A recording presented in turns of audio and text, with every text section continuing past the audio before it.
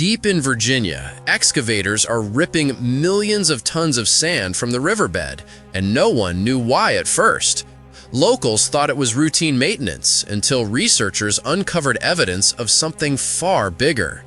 What they're really searching for could reshape American infrastructure, global trade, and even military power. And the consequences of removing this much material? Terrifying. Join us, and let's begin. Number 10. The monster beneath the waves. Let me paint you a picture. It's 1957, and America just did something that sounds completely insane. They built a road that goes under the ocean, not over it, under it. The Hampton Roads Bridge Tunnel was the first structure on Earth where you could literally drive your car beneath the sea and pop back up on the other side. Think about that for a second. This was before we even landed on the moon. Engineers were already figuring out how to punch tunnels through the ocean floor, build artificial islands in the middle of the bay, and make it all work with 1950s technology. The design was brilliant. You drive onto a bridge, descend into a tunnel almost 100 feet below the surface, cruise through complete darkness under the water, then emerge onto a man-made island before continuing on another bridge to the opposite shore. Each of those islands took millions of tons of sand and rock to build. Barges hauling material day and night. Massive concrete sections weighing thousands of tons each, carefully placed by engineers working under crushing water pressure. On opening day, about 6,000 cars rolled through. People thought it was a miracle of engineering, and it was, for a while. Fast forward to 2008. That same tunnel was handling over 100,000 vehicles daily, 16 times what it was designed for. The miracle had turned into a parking lot. Number 9. When engineering meets reality. By 1992, Virginia's Department of Transportation faced a problem that would make most engineers quit on the spot.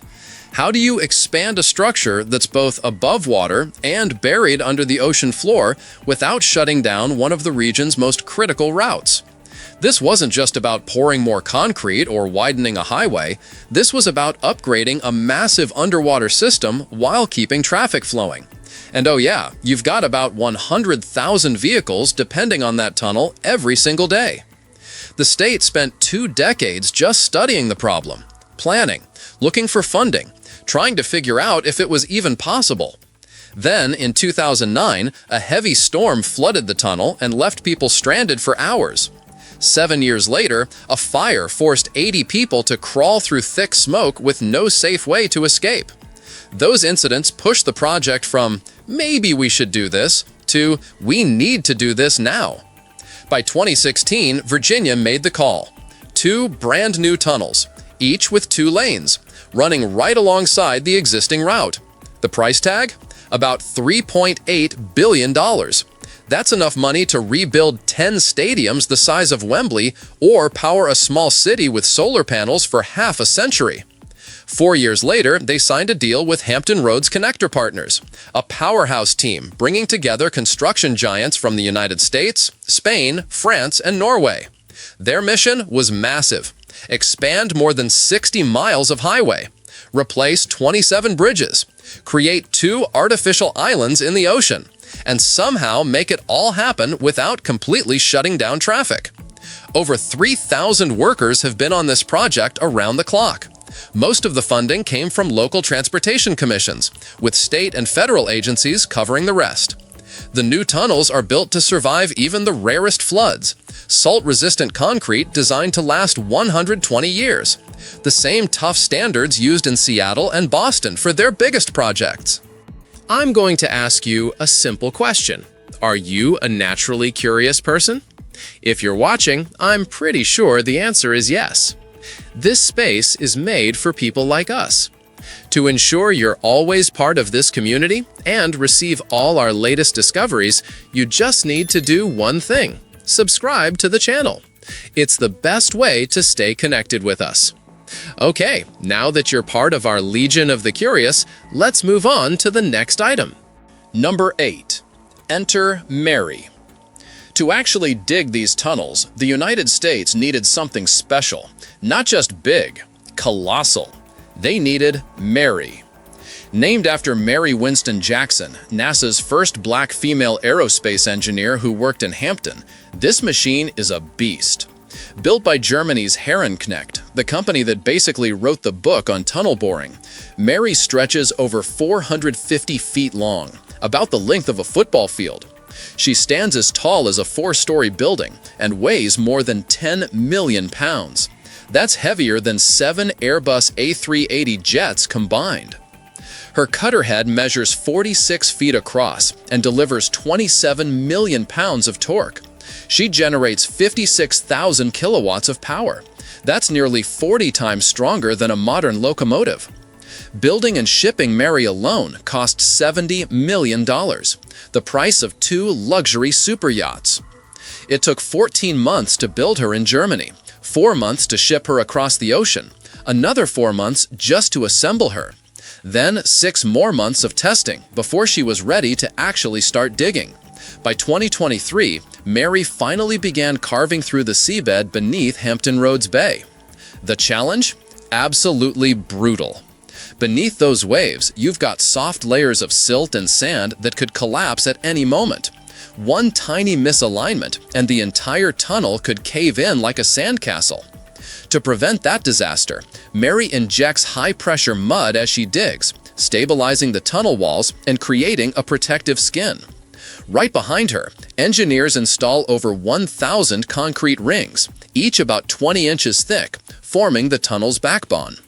Inside, hundreds of workers operate in extreme pressure conditions, constantly scanning every inch to prevent leaks. To rotate Mary's 5 million pound cutter head, they use nitrogen slide pads, a low-friction technology never before used in an American undersea tunnel. After more than a year of continuous digging, on April 17, 2024, Mary broke through the last wall of soil. The control room erupted. Cheers, tears. Project manager Janet Hedrick described it as the most emotional day of her career. Everyone knew how much was riding on that machine working perfectly. But Mary's job wasn't done. She still needed to rotate 180 degrees underground to start drilling a second tunnel. That process alone took 6 months. Careful disassembly, rotation, recalibration. Even the slightest error could have caused millions of tons of ocean pressure to crush the tunnel like a tin can. By 2025, Mary was back in motion, stronger, sharper, more precise than ever. Progress continues steadily, a few feet each day, as her crew installs thick concrete rings and pumps excavated mud back for treatment. By 2027, Hampton Roads should have 4 tunnels with 8 lanes total, 2 old ones redesigned for one-way traffic, 2 new ones handling the opposite flow. Once complete, the system will carry around 150,000 vehicles every day. Number 7. The sand nobody's talking about. Now here's where things get interesting. When you dig through that much ocean floor, you're moving serious amounts of material. And I mean serious. We're talking millions of tons of sand and sediment getting pulled up, processed, and transported. Virginia produces roughly 11 million tons of sand and gravel every year, worth about $180 million. Most of it comes from surface pits scattered across the coastal plain. But observers have started asking questions about what happens to the material dredged from riverbeds and floodplains, whether all of it is being properly tracked. The Virginia Department of Energy regulates mining through strict permit systems, but not every stage of processing and transportation shows up in detailed public documentation. It's a small gap, a curious one, and it's fueled ongoing speculation about how much material actually leaves these waterways and where it truly ends up. Number 6. Islands rising from nothing. 2 new artificial islands are slowly taking shape off Virginia's coast. Massive man-made extensions that will anchor this whole tunnel project. On land, the I-64 highway stretches wider each month, finally easing the gridlock that's frustrated drivers for decades. The North Island serves as the gateway toward Hampton. What started as a small patch of land in open water now expands daily. Control towers, ventilation systems, new bridge ramps guiding vehicles into the tunnel below. The scale is staggering. Nearly 1.6 million cubic yards of fill material have been used to shape it. That's equal to about 480 Olympic-sized pools. Further south, the South Island stands as the mechanical core of the operation. Originally built in 1957 at just 15 acres, it's now doubled in size to support colossal loads. It's home to Mary's launch platform, electrical substations, concrete storage yards, even temporary quarters for more than 200 workers. By night, floodlights illuminate a constant flow of cranes and trucks. It looks like a small floating city at sea. The movement of material for these islands is staggering in itself. Each load of dredged fill must be tested, treated, and approved before placement. Officially, this is standard quality control for marine construction. But the sheer volume of material and the precision of the processing have drawn attention from researchers. Some are questioning whether these operations could also be collecting valuable geological data or resources in the process. Number 5. The official story sounds simple.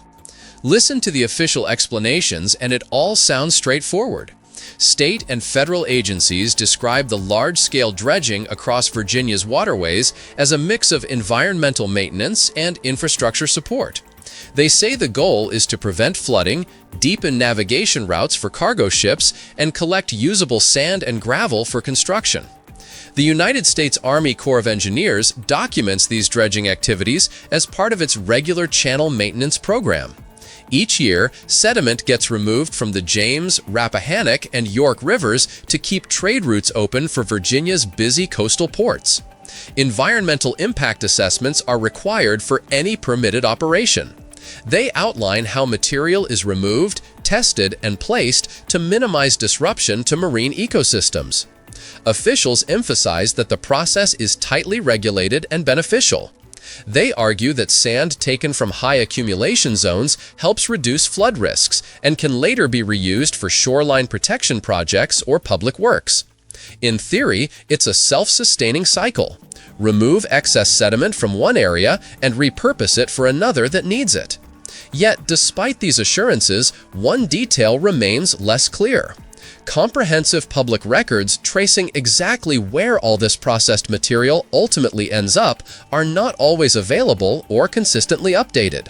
Some researchers and local observers have noted this gap. They're questioning whether all dredged resources are being tracked after extraction. That uncertainty doesn't automatically suggest wrongdoing, but it opens the door to curiosity, and curiosity often leads to discovery. Number 4. What if it's not just sand? At first glance, all that sand being dug up from Virginia's riverbeds seems ordinary. Most people assume it's just construction material headed for new buildings, roads, or bridges. But a few curious researchers have started to question whether there's more to the story. They believe the sand being hauled away by the ton might not just be sand at all. Over the past decade, quiet geological surveys have hinted that parts of Virginia's river systems contain more than just sediment. Some samples pulled from the James and Rappahannock rivers reportedly contain traces of minerals that are incredibly valuable in today's world. The kind used in electronics, renewable energy, and military technology. These are known as rare earth elements, and they are the backbone of modern tech. Your smartphone, electric car, satellites, they all rely on them. Researchers from Virginia Tech and a few independent geologists have noted that the region's geology shares similarities with areas known to hold mineral-rich deposits.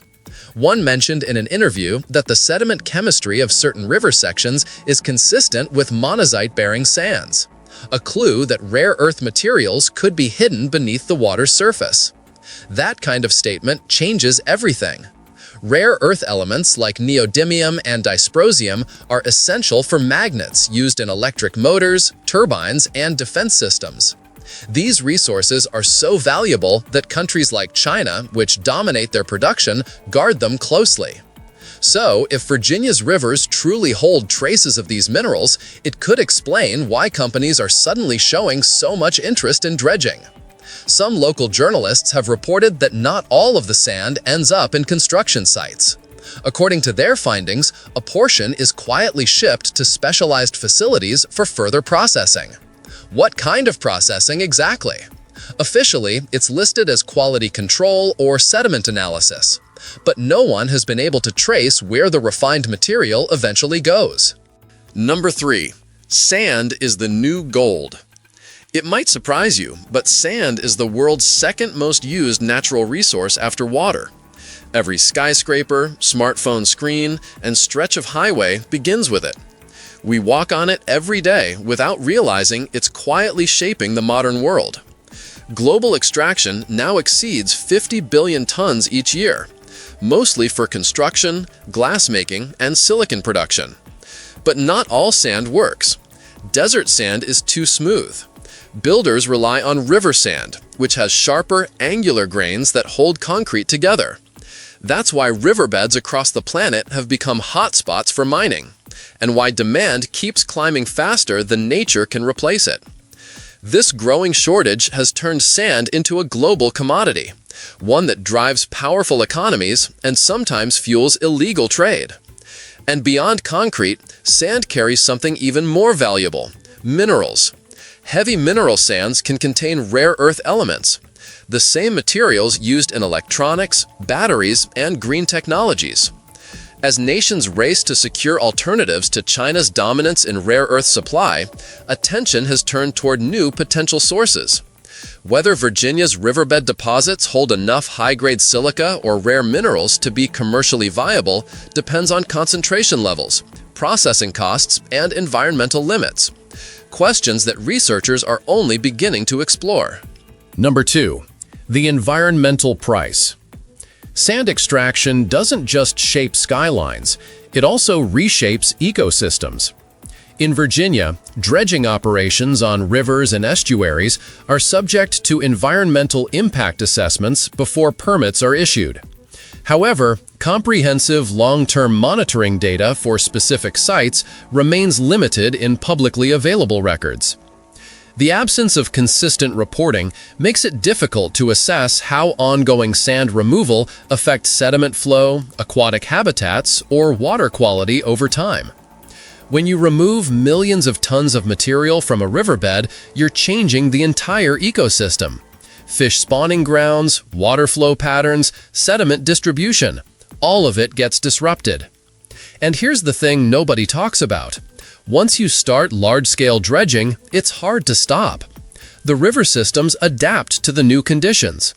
If you suddenly halt operations, you risk creating different environmental problems. It becomes a cycle that's difficult to break. Number 1. The whispers and the gaps. The idea that Virginia's dredging projects could involve more than construction material has circulated among researchers and local observers for years. The reasoning stems from 3 main points. Virginia's coastal geology is known to contain heavy mineral sands with trace rare earth elements. Several dredging contractors also operate in defense-related sectors. And detailed public documentation of where all extracted material goes is limited. However, no verified evidence or official documentation confirms that rare earth extraction is occurring as part of these operations. The theory remains speculative, fueled more by data gaps and overlapping industrial interests than by any substantiated proof. But those gaps are real, and they're significant.